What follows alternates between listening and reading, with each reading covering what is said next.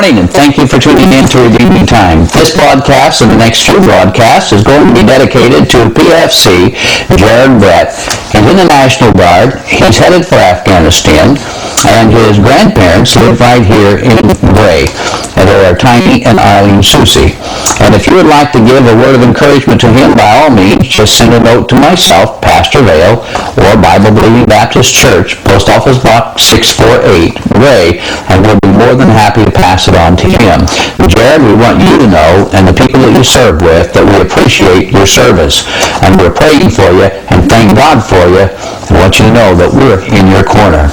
Whenever you feel alone, know that there's some people who are going to be holding you before the Lord in prayer. I have a story here. It's about what kind of a town do you live in. There's an old gentleman who was in his retirement years, and he would spend his day sitting in a rocking chair out by the gas station, and as people would come by, he would visit with them. Well, on one particular occasion, his granddaughter decided that she was going to spend the day with her granddad.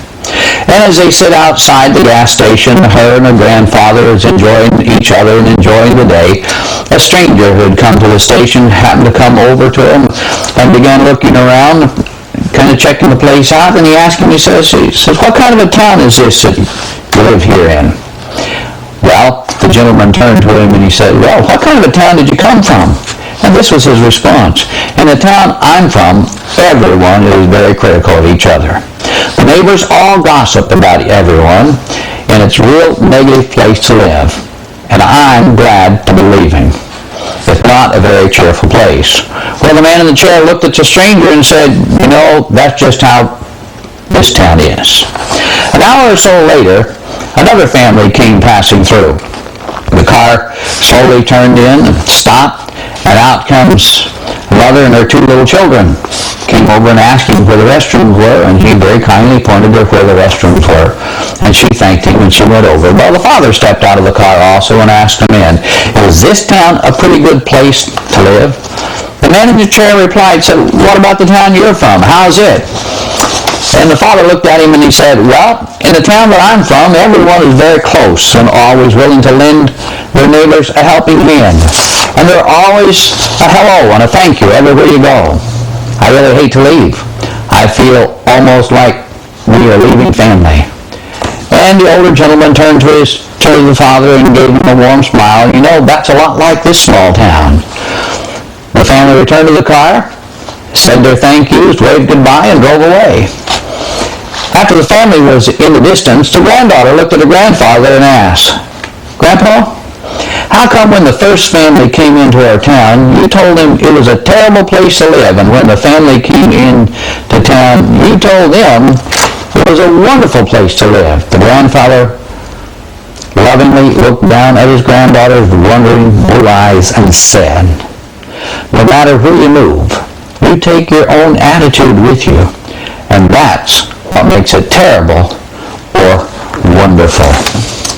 Ben Franklin said this, if you wish to be loved, be lovable. Dale Carnegie says, the only way you can ever hope to be loved is to stop asking for it and start giving it. You get love only when you give it to others. And you know the truth is in the scripture, we love Jesus. Why? Because he first loved us. He took the initiative to love us. What a powerful difference it makes. I'll share with you the story about Christopher Kerr. Christopher Kerr was walking home from high school. And as he was walking home from high school, he saw another student who was carrying all their books. And he personally thought it was kind of odd that a person would be carrying all their school books home from school on a weekend when it's time for parties and going to football games. Well, obviously, he wasn't the only one that thought it was a little bit odd, because there were a group of other boys thought it was odd. And apparently, they went over and they tripped him, they knocked his books out of his hand, and his glasses fell off, and they took off laughing. Well, he felt bad for the boy. He jogged over and he helped him up and he helped him get his books and he helped him with his glasses, and found out that he lived just a few blocks away from where he lived. And the reason that they hadn't met was because Kyle, his name, had had just recently moved into the area and transferred from a private school into the public school. Well, they became close friends. And then Chris invited Kyle to play football on Saturday with his friends. They spent most of the weekends together, and Kyle became part of Chris' friendship circle.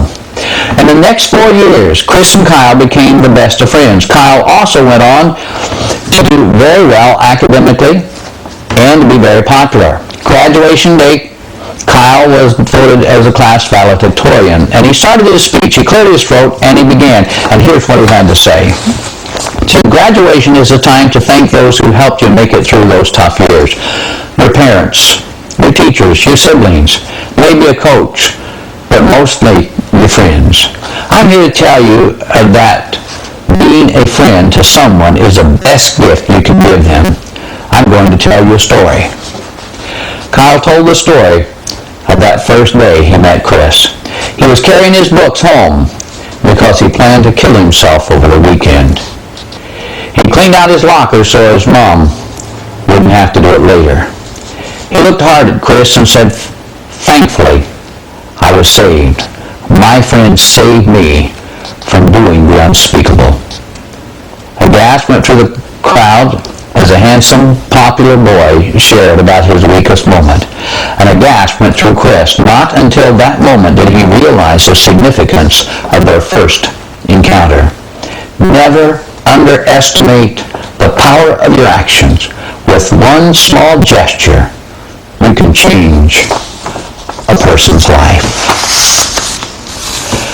My prayer and my heart desire is that God will pour out his richest blessings upon each and every individual in Gray and in Gloucester and the communities that surround it. And I also always remind you and want to encourage you that he who knows you best loves you the most. And the one that loves you the most encourages us, he says, to cast all your care upon him because he cares for you.